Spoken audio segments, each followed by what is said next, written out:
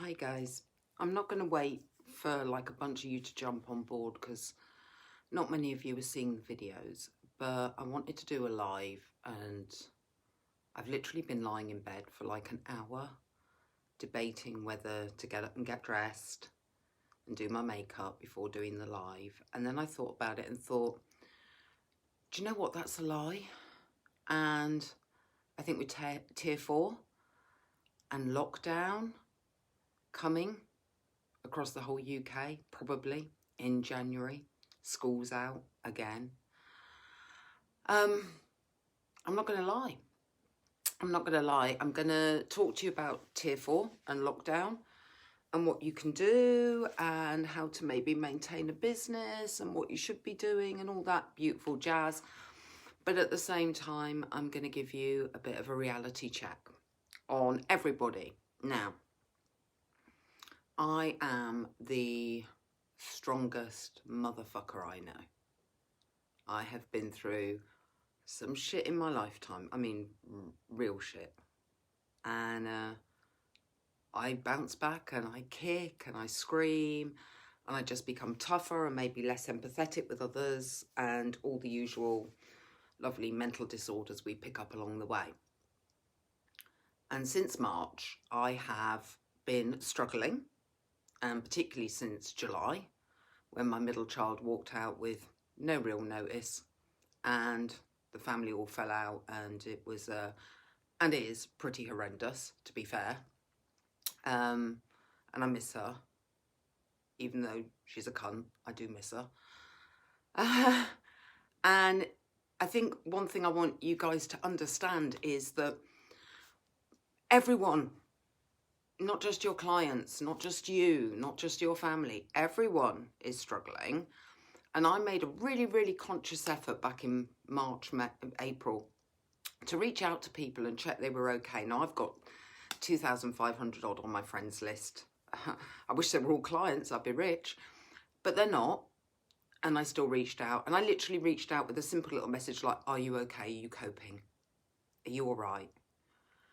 And I get lovely replies back like, oh my God, thanks for asking. Thanks for asking. Yeah, I'm doing all right. How are you? And obviously I'd have a little chat, check they were fine, say, look, I'll try and check back in on you. I'm just working my way through my friends list.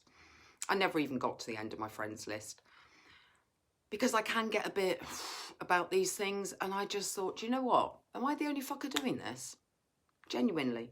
No one's messaged me out of the blue. Well, I think one did. And that might have been a month ago, to say, are you okay? Are you coping? And let's be honest here, I've posted a damn sight less on social media. And if that isn't a clue that someone's struggling, I don't know what is. So you could even go through your Facebook or whatever your preferred social media is and see who the people you follow, who's not fucking posting anymore or hardly posting or just posting because they feel they have to. And that'll give you a clue as to who's struggling. And I'm going to say to you now that you should reach out anyway, client or not, family member or not, whatever is going on, reach out anyway. This is humanity we're talking about. It's not all about business and making money and whatever and surviving. And I know we're all going to struggle to survive this. And I'm dazed. I'm dazed. Jesus Christ, I'm dazed. I'm 53 and I'm bloody dazed. So I want you to do, before we talk about saving your business, I want you to do some human shit. Yeah, some human shit. You've got friends lists. You've got ex-clients who may not be on your Facebook, whatever. Just start reaching out to people now. Not just the Christmas season, not just the season of goodwill. I'm about to pack up my food bank donations and get those off as well. And I've just missed the bloody rubbish collection because they changed the hours. And yeah, I've missed that. Anyway, I don't mean just because it's Christmas reach out. I mean because 2020 is shit reach. And people are out there wanting or needing support but not asking for it because they will feel guilty asking for it because they know everyone's in the same boat. So be a leader. Yeah. I reached out to people when my life was going down the tosser. And I still did it because that's what you should do. Anyway, that was my first point. And this is probably going to be a long rambly video, and I'm in my dressing gown. And this is how the majority of your non-working clients are going to be now. Whatever you're seeing on social media, you know it's fake book. This is what they're going to be like. They're going to be in dressing gowns and pajamas and fucking miserable and depressed and really struggling to motivate themselves. Oh, and they don't need positive motivation fairy jumping on the Facebook, you know, saying, hey, people have got it worse than you.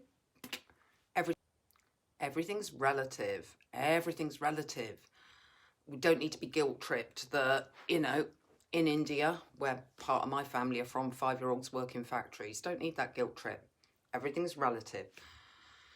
Don't even really want to see that many positive people, to be fair. Because at the moment, I mainly want to batter them. And yet I'm not actually as sad as I sound. I'm not as depressed as I sound. It's just, this is the reality. The dressing gown, the lack of makeup, they're doing fuck all day apart from making stupid frigging TikTok videos because they amuse me, and nothing else is amusing me. And so when you reach out to people, remember this. Now, okay, tier 4, business. So I did a few videos and I didn't finish them because this is the reality. I can procrastinate like the best of them and not be doing what I'm supposed to be doing. Right, so business. Okay. In a couple of previous videos, I mentioned step 1 and step 2 to setting new goals in the new year. And it didn't matter about COVID. You still need, and you can still achieve them. Sorry, my video's buffering, so I keep stopping just in case it's slow. Okay.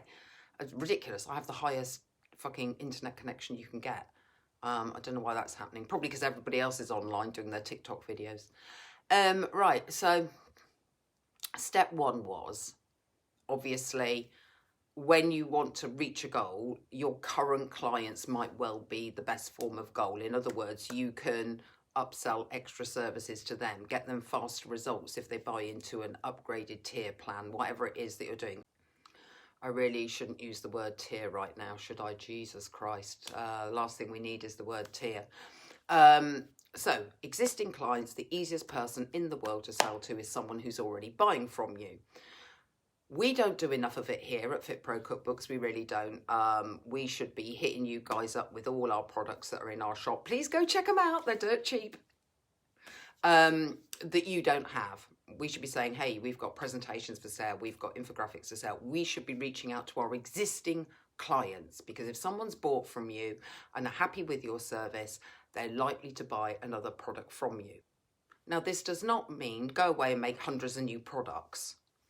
You know, I would say if you really want to make new products and not just upsell extras that you already have access to or could easily provide from old materials, I would say go and find out what people want before you sell them anything extra, so you don't waste your time creating a bunch of new products that no one buys. For us, doing a product like a vegan cookbook is relatively easy now, because obviously we've got the backlog. Hayley's got the spreadsheet. She can pull that together as a separate standard product to sell, shove it in the shop, let SEO do its work, and if it doesn't, it doesn't. You know, it's no big issue. If we're doing an actual new product like the meal plans, meal plan 1 is up, meal plan 2 isn't, because that takes a lot more work. I've done it. It's just Hayley hasn't had the time to do the other side. You know, those you need to know there's a demand for, or maybe you're just setting a higher price, you know, whatever.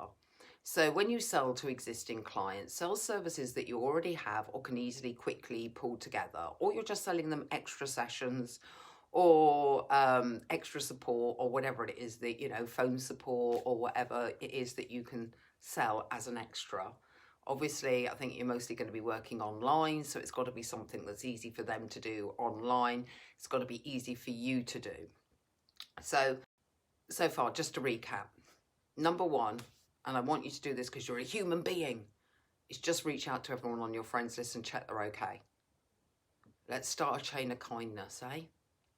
This isn't about selling. That bit isn't about selling at all. Number 2, obviously you need to reach out to your existing clients and check they're okay.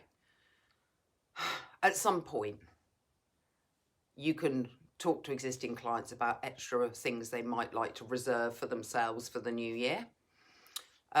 People are going to be a bit hesitant about money because obviously COVID, unemployment's going to go up, Brexit, it's going to be a struggle financially. For everyone, your clients, you, probably. I know, sounds depressing. It's hardly the New Year's message you want, is it? Or the Christmas message you want. But there are ways to survive recessions. I've survived two, so it does happen. You can survive them. Just check I'm not showing anything. Hold on. Let me just cross my legs and tuck up a bit. Okay. So, selling to existing clients. Right, where's the next place to go? Ex-clients. First of all, ex-clients are number one. So hopefully you've done your kindness and you've made a list of people that you are literally going to message every. And I don't mean just one or two. I mean, like, you know, try and message 25 people on a trot, set aside half an hour for it, you know, so you whack through that list as quickly as possible. And when you get to the end, start again. Start again with that list. Keep going. This is going. This is keeping going. So you should keep going. Yeah.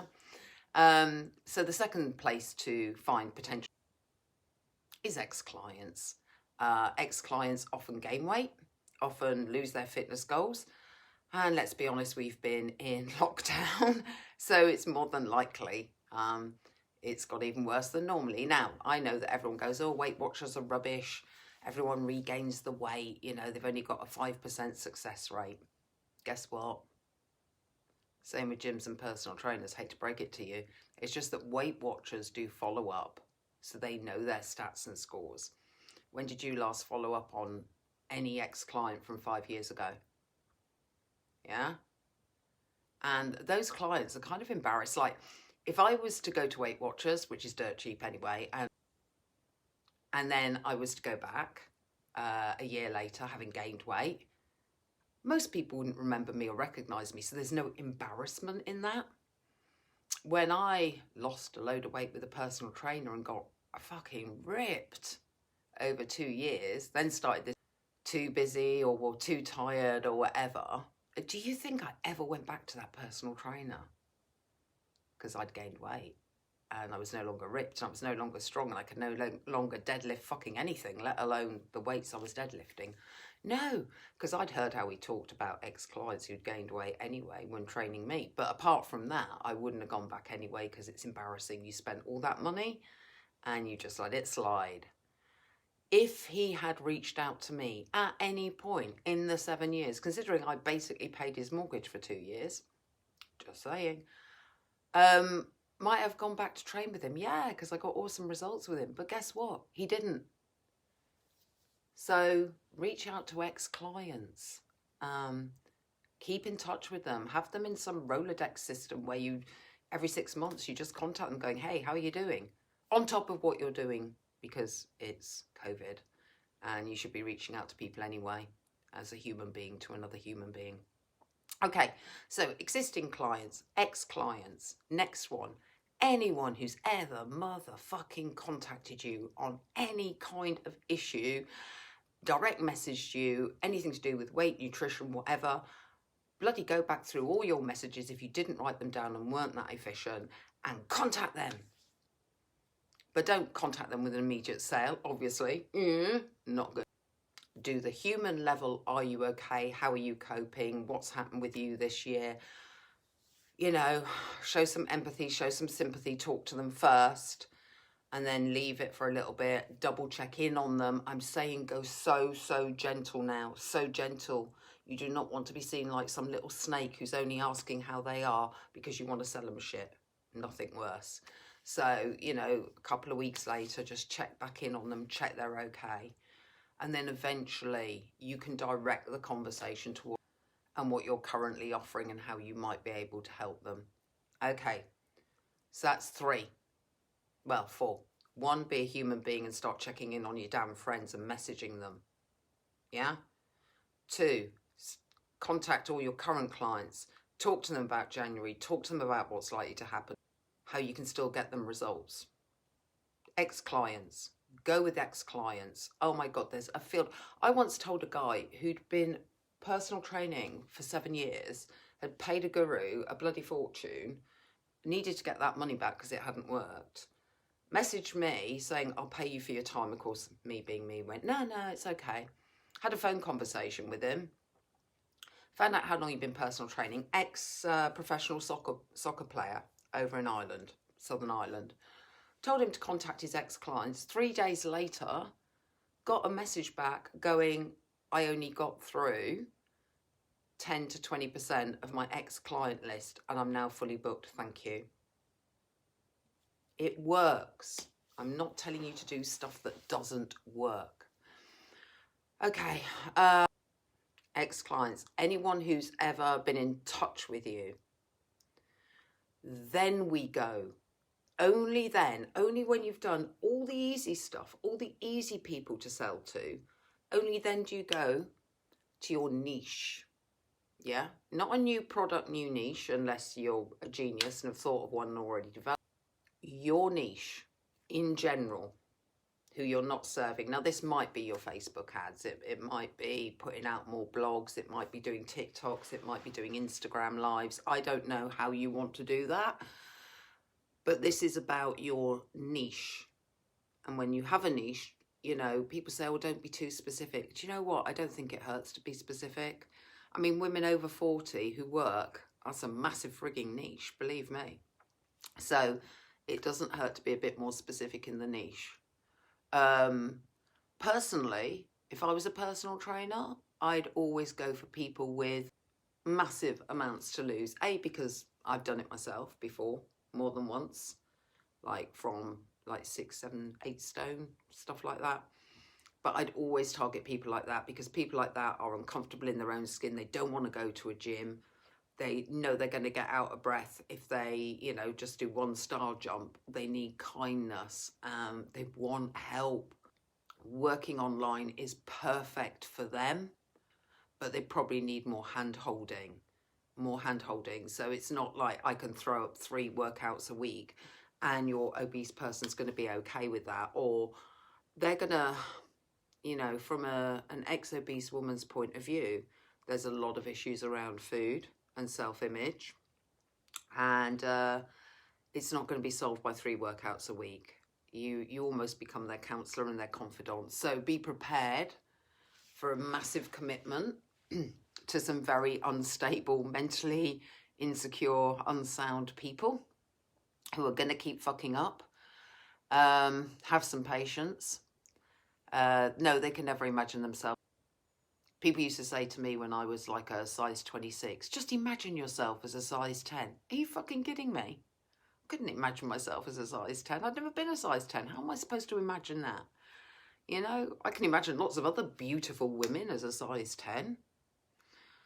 I found my way onto lesbian TikTok as well. I think I might have to have a word with myself. But anyway, I can imagine loads of other people as a size 10, but I could never imagine myself as a size 10. No way in a million years could I imagine that and put my face on that body that I wanted. So you have to be very careful about the cues you give people and what they're training and wanting. And yeah, you know, people have this assumption that when women are over 40, they don't care what they just want to be able to run around with their kids in the park. No. Have you ever seen a group of fit young mums in a park? Are they running around after their kids? Majority aren't. They're sat on a bench, probably breaking open a bottle of wine, having afternoon drinksies in a public park while the kids play. Well, that's what used to happen in my old town. No one ran any fucking where, and they were skinny and they were fit. The only running they did was in a gym. No, most women, rather shallowly, I think, and this is just a personal opinion, just want to look as fit as fucking jeans. Yeah. So you tell them you can get them looking as fit as fucking jeans, you're doing all right on your messaging. So that's your niche, but tuning it down a bit. Then there is the sort of the most risky strategy going and the most time consuming and the one with the least reward because you do not have results in it. New product, new marketplace. So in other words, brand new product being sold to a brand new niche. For example, PCOS. Yeah. online plans for women with PCOS. That was probably a brand new product for you. And although it's a niche, women, it's a brand new niche for you. So that's the most work. You should never, ever, if you follow what I've said, get to a where you need to do brand new product to brand new marketplace. I mean, that just shouldn't happen. If you follow those steps, that really shouldn't happen. Don't forget your other personal trainers if you're being human and reaching out to people. Don't just talk to them in groups and moan about the government. Talk to them as human beings on Messenger or however you talk to people. WhatsApp. Privately, they may not be doing okay. Publicly, they will be. Remember, people who aren't posting on social media as much as they have either discovered a new social media or are probably more wobbly than you realise, because they're not saying anything because they don't want to burden people. This has been an extremely long video. Like I say, not many of you will see it. I'm hoping there's a way I can save this and get it out to people on who are members as a link, get it up on YouTube, something like that. I don't know. Hopefully Dave will be able to do that. He sort of does all the technical side for me on the social media. And yeah, because at some point I will actually put some clothes on, but that's only because I need to go to the local shop. Don't worry, I will be wearing masks and gloves, etc. That's basically been my life for the last 10 months, is go to the local shop and come back. I mean, that's it. Oh, I did go to Portugal. Yeah. God, that seems forever ago.